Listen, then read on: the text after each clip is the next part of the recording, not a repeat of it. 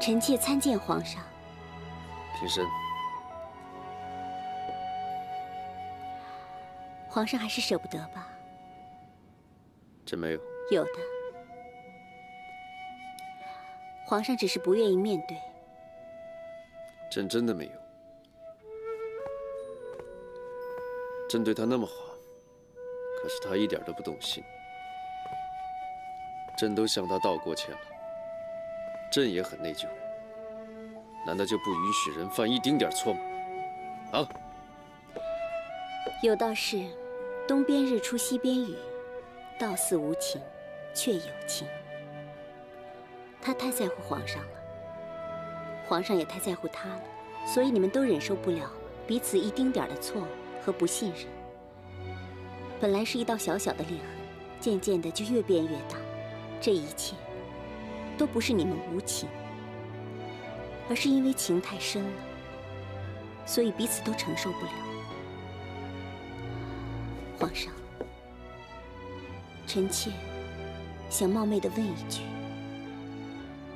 倘若这件事情发生在臣妾身上，皇上还会如此吗？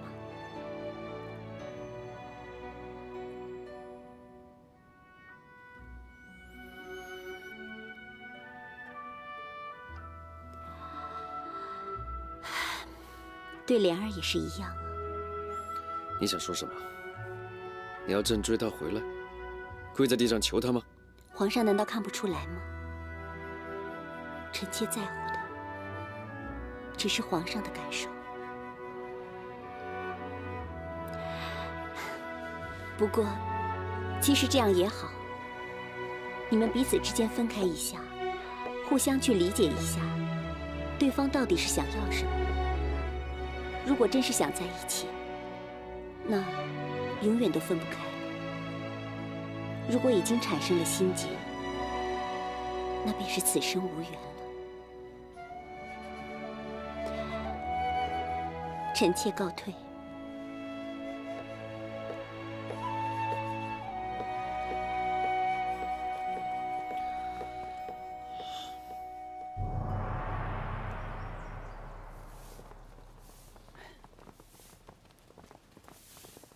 请问哪位是管事儿的？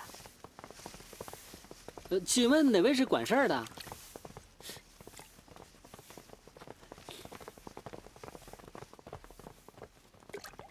请问管事儿的在哪儿呢？哎，什么鬼地方？啊，一个个都不说话，都哑巴了。啊吧啊吧啊吧啊吧啊吧！管事儿的，哪位是管事儿的？你们是什么人呢？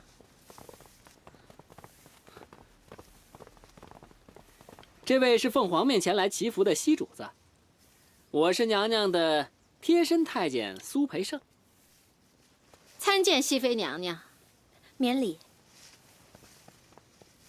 原来是熹妃娘娘，奴婢雪珍是太庙的管事。如今我已是被废之人，就不必那么客气了。哪儿啊？瘦死的骆驼比马大。您在宫里那么多年，一定有不少积蓄吧？以后这太庙还得靠您多多关照啊。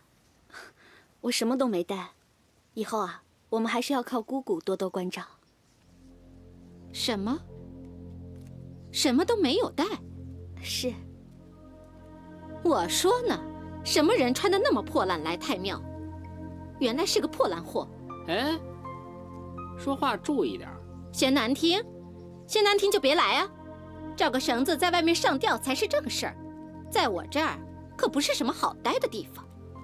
我说你这苏公公，哼！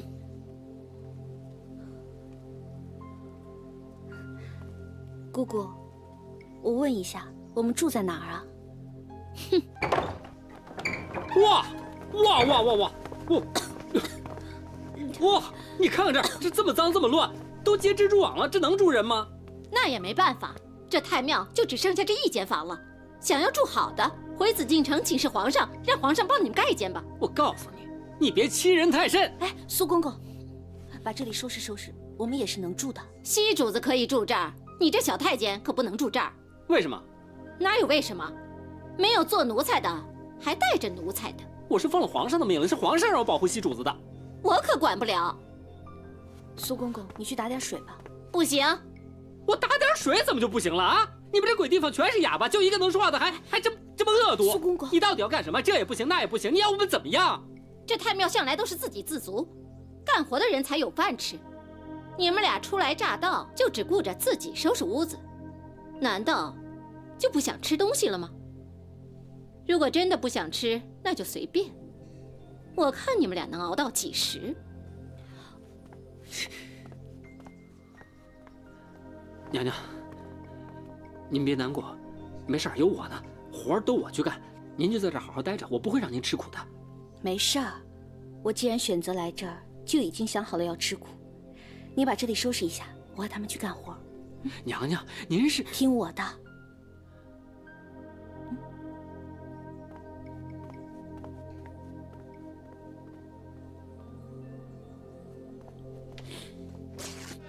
走，哎，走，您快走，快走，以后别让我再看见你。不是掌柜的，你让我再试一试吧，我保证能做好，真的。你做好，做了一上午跑堂呢，只知道给客人脸色看，又摔坏盘子，又打烂碗的，我还敢用你吗？啊，我傻呀，我还敢用它吗？啊，快走，别让我在这看着碍眼啊！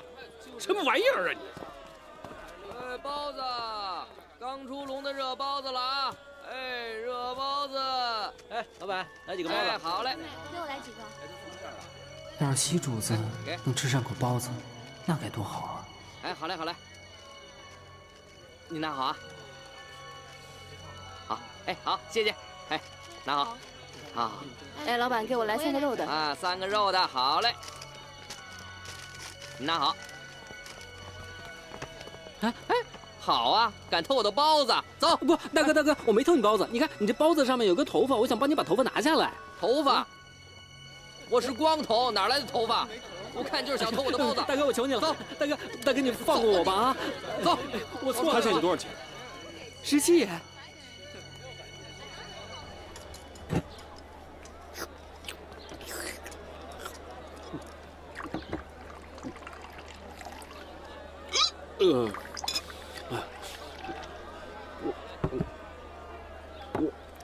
就这样，我们就离开了皇宫，来到了太庙。这太庙根本就不是人待的地方，一个恶毒的女人领着一堆哑巴，每天让你不断的干活，吃也不让你吃好了，住也不让你住好了。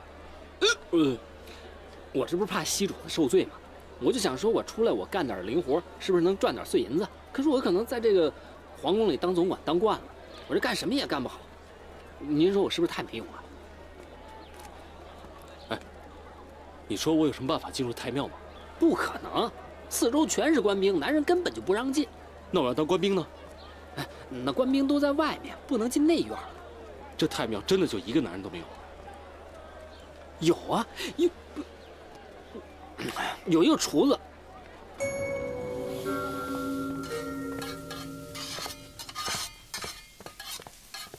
师傅，你看这是什么？哟，是酒啊！啊，你没事献殷勤，非奸即盗，说什么事儿？我家娘娘好久没有吃到好菜了，是想让你今天在她菜里加点油水。没问题，包到我身上。您赶紧进去吧，省得雪珍姑看见该说你了。哎，那你看着火啊！好，进去了。行。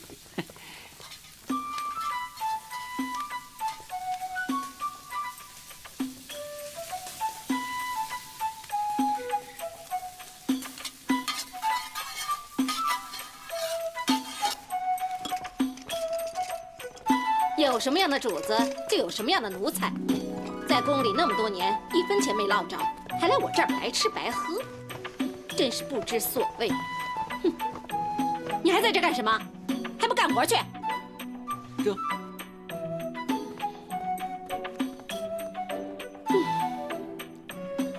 吃饭。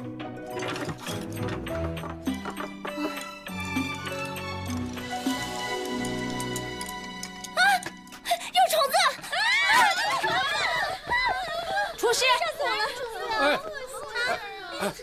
呀，看到没？怎么会有虫？我炒菜从来不会有虫啊！怎么会有那么多虫子呢？这是什么？多恶心啊！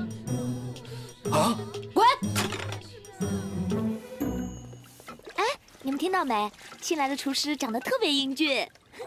是呀，我已经好久没有见过这么好看的男人了。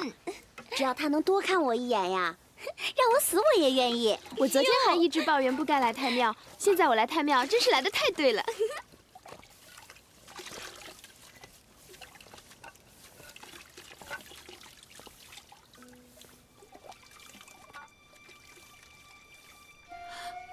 王爷，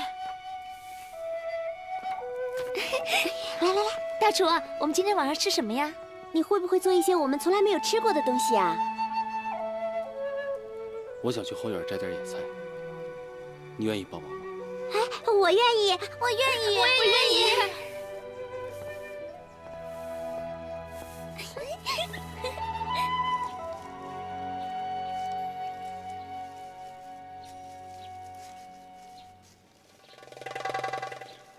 哎，有蛇！哎，这儿呢！蛇在哪儿？在哪儿啊？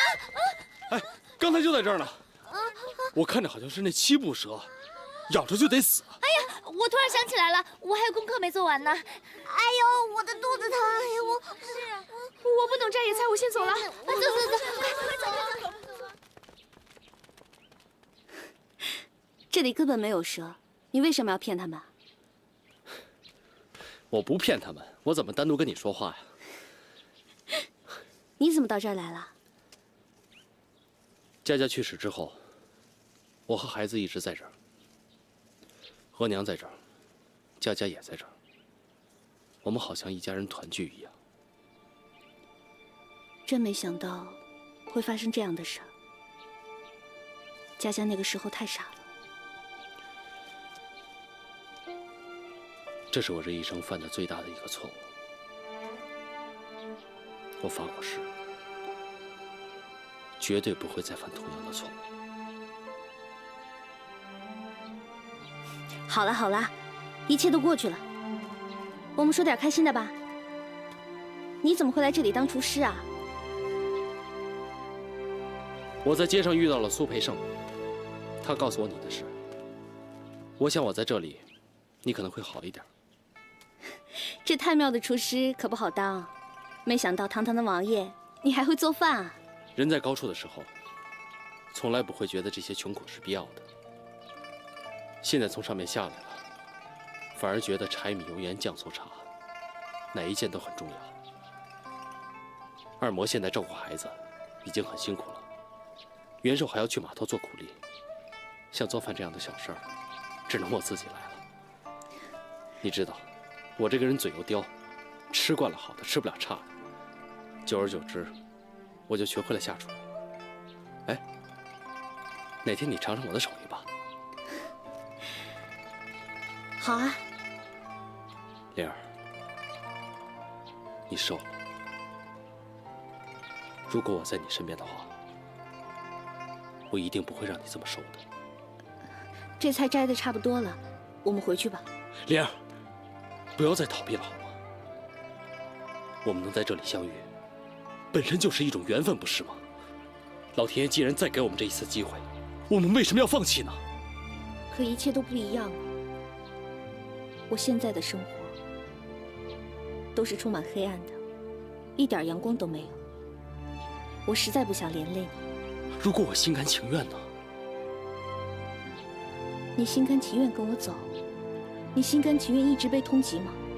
你心甘情愿你的女儿这一辈子都过着流离奔波的日子吗？如果这一切你都心甘情愿，那你也应该问一下，我愿不愿意？那你愿意吗？我不愿意。我的心已经死了，已经泛不起半点波澜了。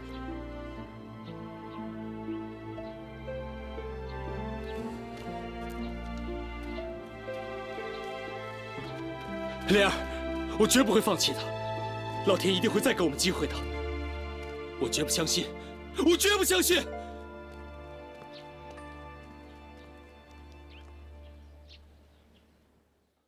皇上，您吃一口吧，您都3天没吃东西了。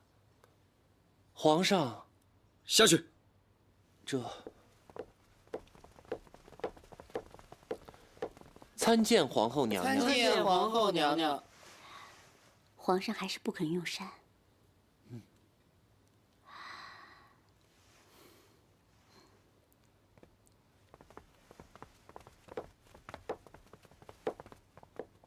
臣妾参见皇上。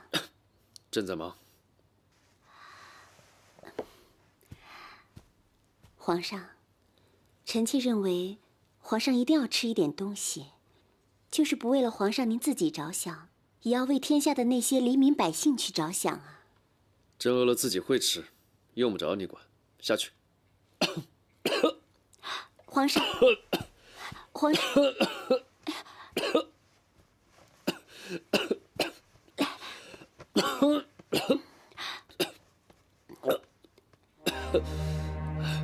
血！皇上，快来人呐！不用叫了，朕没事，用不着大惊小怪的。你这么一叫，人家以为朕死了呢。下去。皇上，下去。是。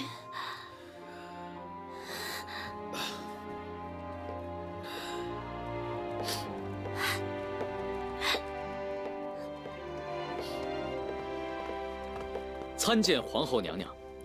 平身。李大人来得正好，皇上已经好几天都不吃东西了，而且还咳得厉害。刚才皇上竟然咳出血，你赶紧进去劝劝吧。皇上的心情还是不好。是啊，自从熹妃走了之后，皇上的心情就一直都不好。本宫该说的都说了，该做的也都做了，可是无济于事。那娘娘有没有想过带着皇上出去散散心？散心？是啊，这郁闷的人最怕的就是待着。如果娘娘带他出去走走，看看自然风光，总比苦闷着强吧？你有所不知啊，以皇上现在的心情，不要说让皇上出去散心了，你就是让皇上出这个宫，都很难啊。臣倒是有一个办法。哦。最近皇上忙着治理水利，在地图上划分了很多区域。如果臣劝皇上去实地考察，那么为了苍生百姓，相信皇上会听臣的话。你的意思是说，让皇上去江南？正是此意。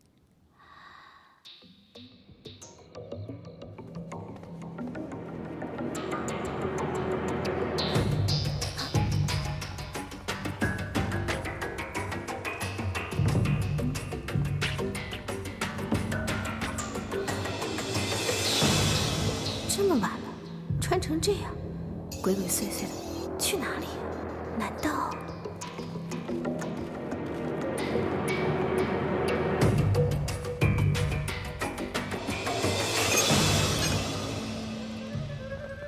什么人？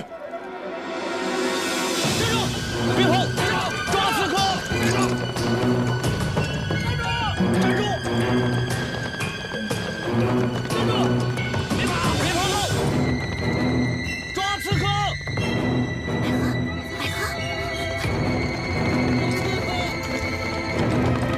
快！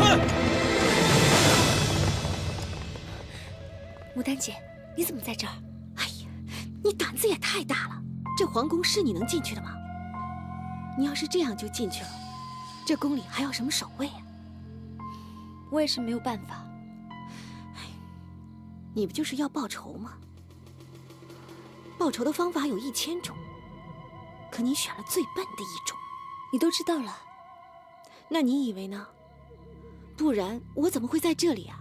既然你都已经知道了，我也就不瞒你了。我大哥进宫去刺杀皇上，结果失败了。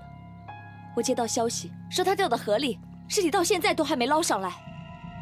现下我也没有什么办法，我只想碰碰运气。哼，你也太傻了，这种事情怎么可能有运气？我能怎么办？难道我只能一辈子待在春风楼里卖笑，眼睁睁地看着我的亲人被杀，眼睁睁地看着我的仇人在紫禁城里做他的太平天子吗？那也未必。这人呐，只要活着，就会有希望；只要有希望，就会有机会。牡丹姐，你也恨皇帝？我可以帮助你，你愿意相信我吗？太医，我最近总感觉不舒服，做什么事情都没有劲儿，而且总是容易犯困，这是为什么呀？姑娘，最近你是不是一直用我给你的那个治脸的秘方啊？这就对了，问题就出在这儿。这个东西毒性太大了，虽然能平复肌肤，可是也能让毒入骨髓。你这才刚刚开始，如果继续用的话，很快你就会没命了。我明白了。明白就好，从今天开始就不要再用了，这样休养一阵子，就能恢复了。哎，太医，你别把它拿走，你放心，我自有分寸。女人呢，就是死在容貌上。行了，该说的我都说了，听不听在你。我先告辞了。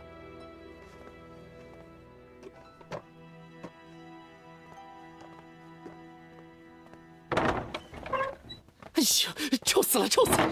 这死了都没人知道。嘿，哎呀，等天亮了，赶紧找人把他搬出去吧。啊！哎，两位大哥，里面死了什么人啊？哎呀，就是屋里面那个宫女。哎，你不是说照顾她的吗？怎么她死了你都不知道啊？可我看她昨天还好好的呢。哎，好了好了，这事也没个准儿。等一会儿你给她换件干净的衣裳，把她弄干净一点。等到天一亮啊，我们弄床席子，把她抬出去给扔了啊。走吧。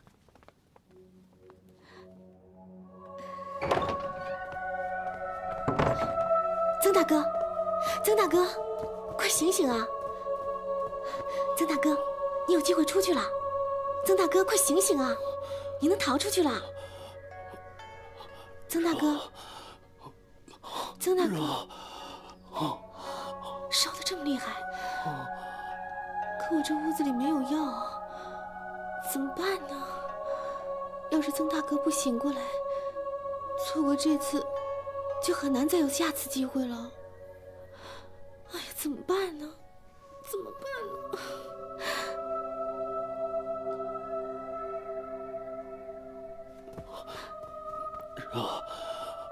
热。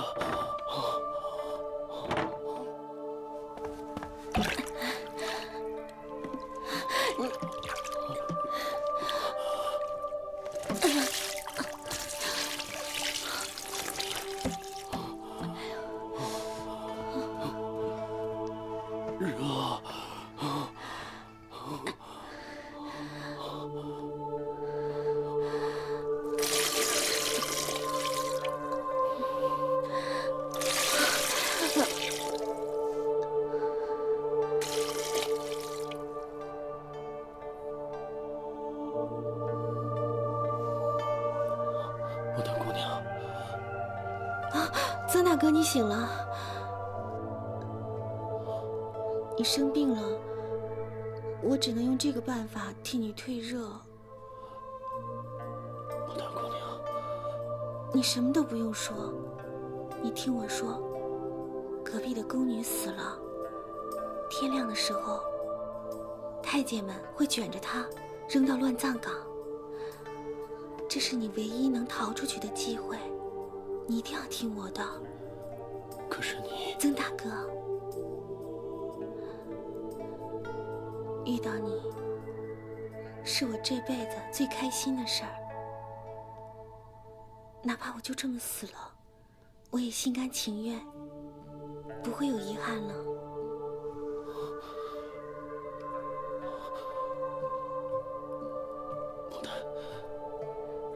曾大哥，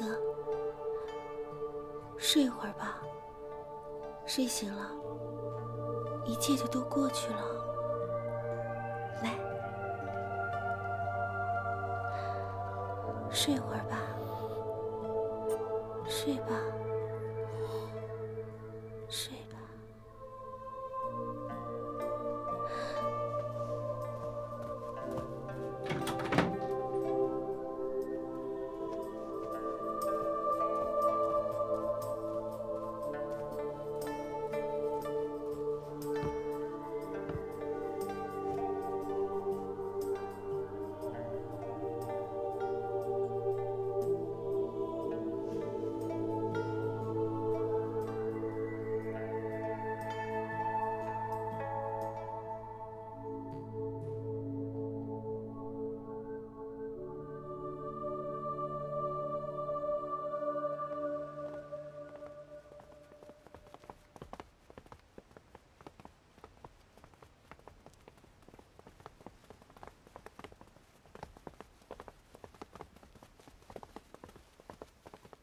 李大人，什么人？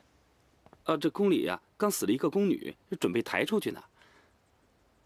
这宫女很沉吗？不沉，都瘦成一把骨头了。一把瘦骨头还要4个人抬着，我看看。哎呀！云嫔。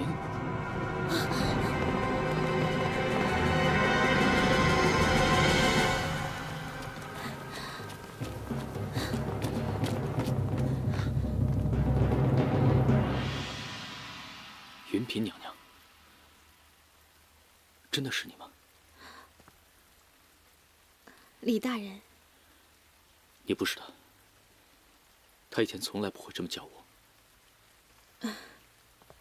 昨是今非，经历了这么多事情，大人觉得我应该怎么叫大人？我知道，这都是我的错，我对不起你。我心里一直很愧疚。事情既然已经做了，愧疚还有什么用啊？的确是于事无补。看见你还活着，我很高兴。只是我不明白，为什么你一直说你自己死了呢？活着，我就是云嫔娘娘。我这一生一世，都注定要守在那个冰冷的地方。可若是死了，我就只是一个普通的宫女。这个人表面一看，好像就是云嫔娘娘，可是总觉得有什么地方不对。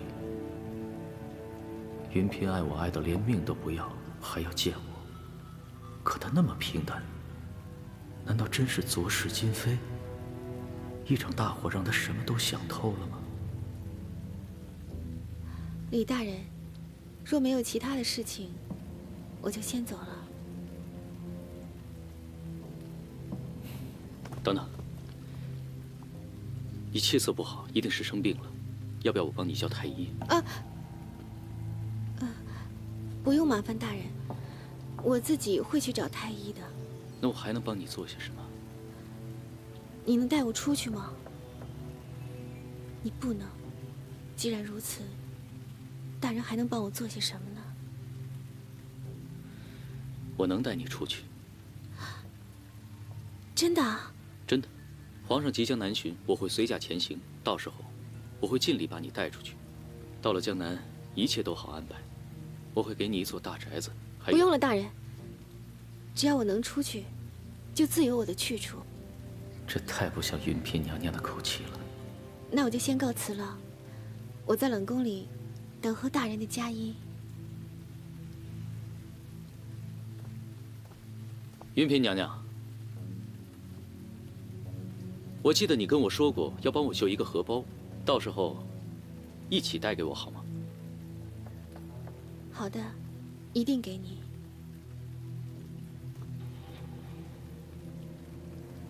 云嫔娘娘从来没有答应过给我绣什么荷包，她为什么没有揭穿我呢？好端端的，干嘛要去江南啊？这一走，不知道什么时候才能回来。这你就不懂了。这去江南啊，有很多的学问。一路上的官员想巴结皇上的，想凑份子那叫一个多，到时候钱财滚滚来，要比在朝廷里做官赚钱容易多了。你呀你，钱钱钱，就知道钱。难道在你心里，除了钱之外就没有别的想法了？有啊，除了钱，我心里还有你呀。谁信啊？李大人年轻有为，风流潇洒，到了苏杭这种美女云集的地方，肯定是左拥右抱的，哪里还会记得我是谁啊？除非什么？除非你带我一起去。你也要去？不是牡丹的鼻子浅，没见过世面，不顾大人的美意。牡丹啊，是一片真心，为你打算。你想想，你带皇上出去的目的是为什么呀？让皇上散心呢。散心无非就是美酒佳人，这美酒容易，可是佳人难得啊。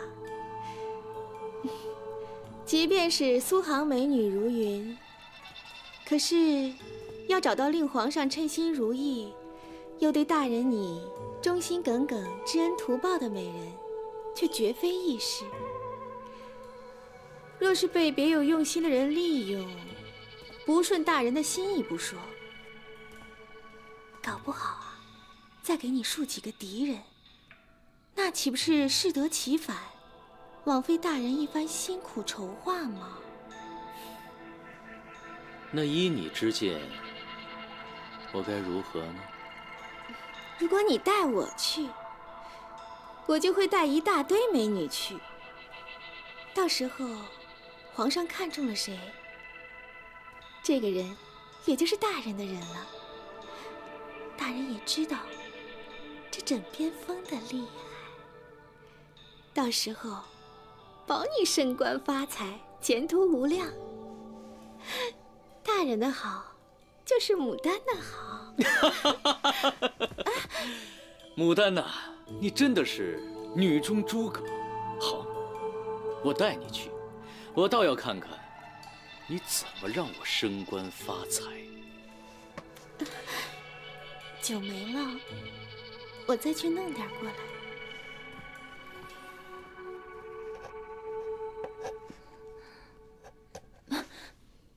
谁？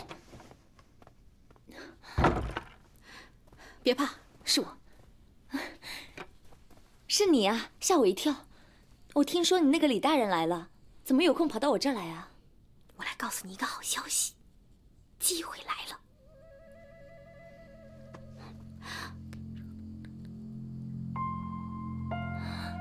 你的意思是，要把我当成美女进献给皇帝？这么一来，不是你刺杀他的最好时机吗？你就不怕连累你的李大人吗？哼，他死了才好。这谋刺皇上、护驾不力的罪名，我倒要看看他怎么逃。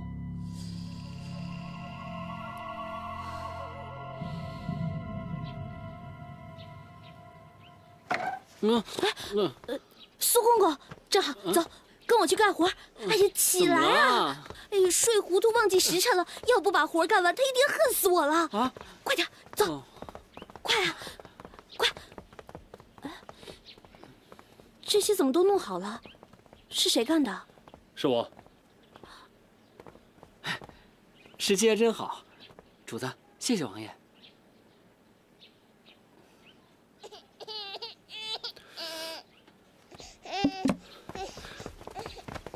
不哭，孩子，乖。十七，这是小哥哥吗？不哭啊，乖。哪里来的小孩？把太庙当什么了？对不起，姑姑，我们家二毛生病了，带不了孩子，就1天，明天我就把他送走。那可不行，太庙里没有这个规矩。况且你要做饭，哪有时间带孩子？我来带吧。你，上天有好生之德，这个孩子太小。我怕他一个人待在这儿会出危险的，姑姑，你就高抬贵手，让他在这儿待1天吧。好吧，那就1天。不过，你可别让我发现你偷懒，要不然我饶不了你。你，啊，还不赶紧去帝陵看看太妃娘娘的祭品搜了没有？搜了就赶紧换一些。啊。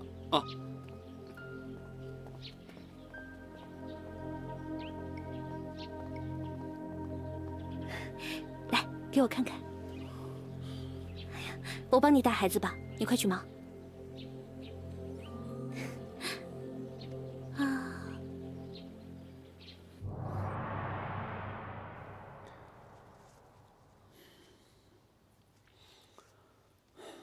太妃娘娘，奴才吃您的香蕉，你没意见吧？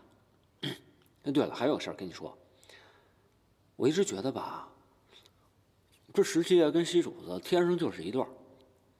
你说这俩人为什么就不能在一块儿呢？要不你帮我想个办法？也是，你也说不了话。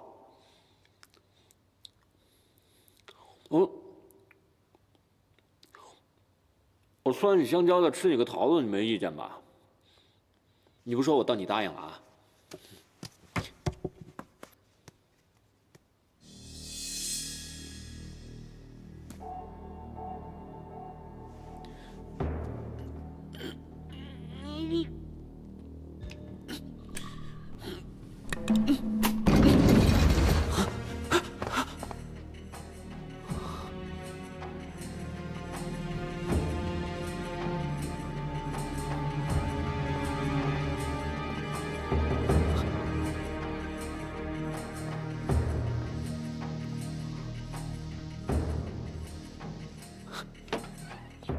孩子，孩子，孩子，怎么了？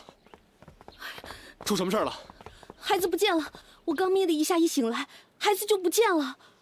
你先别着急，是元寿来了，我让他把孩子抱走了。那你要真舍不得，你就做孩子的额娘。你知道，我一个大男人怎么照顾孩子？而且二嬷年纪也大了，将来还不知道怎么样呢。你不要逼我。我不逼你不行啊！你看看你现在过的是什么日子？我已经因为自己的愚蠢失去了佳佳，我不能再放开你了。如果这样的话，我一生都没有机会了，老天爷不会再给我机会了。王爷，我知道你是为我好，可是很多事情并不是你想象的那样。那是怎么样？你告诉我。当初我随你走，是因为我一直以为自己深爱着你，直到有一天，我明白什么是真爱的时候，我才发现我对你的是迷恋，不是爱。爱是由心而生的意乱情迷，是天生的敌人角逐，是一根茎上的2朵花，而不是崇拜、仰望、肃然起敬。那你爱的人是谁？是皇上吗？但是皇上辜负了你，皇上把你扔在这个地方，皇上是，他不配拥有我的爱，可我的爱已经付出了，就收不回来了。不会的，莲儿，不是这样的。我们现在还年轻，我们判断不出什么是真正的爱。你曾经爱过我。你去找回曾经的感觉，就算找不回来也没有关系，我们可以重新开始。我只要一个机会，只要你给我一个机会。你看这天空满是乌云，今天晚上一定不会有星星，就像我的心情一样。我宁愿留在这儿吃苦，也不愿意背叛自己的心。假如小哥哥需要照顾，你可以随时来找我。至于其他的，就请王爷不要再想了。如果今天晚上有星星呢？我相信，今天晚上一定会有星星的。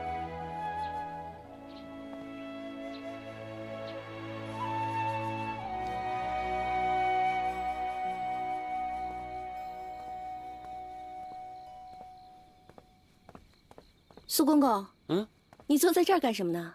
啊，我在帮十七爷等星星。本来十七爷要自己等星星的，但是好像小格格被烫着了。什么？严重吗？没事儿，没娘的孩子磕磕绊绊总是难免的。那我明天求一求姑姑，看能不能把她接到太庙里来啊。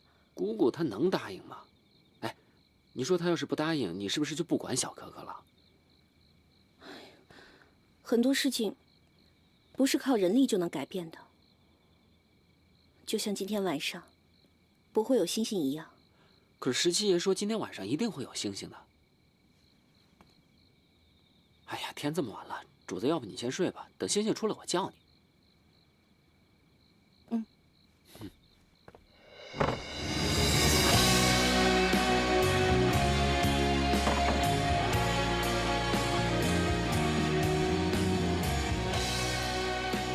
当日佳期，却误传，至今犹作断肠线。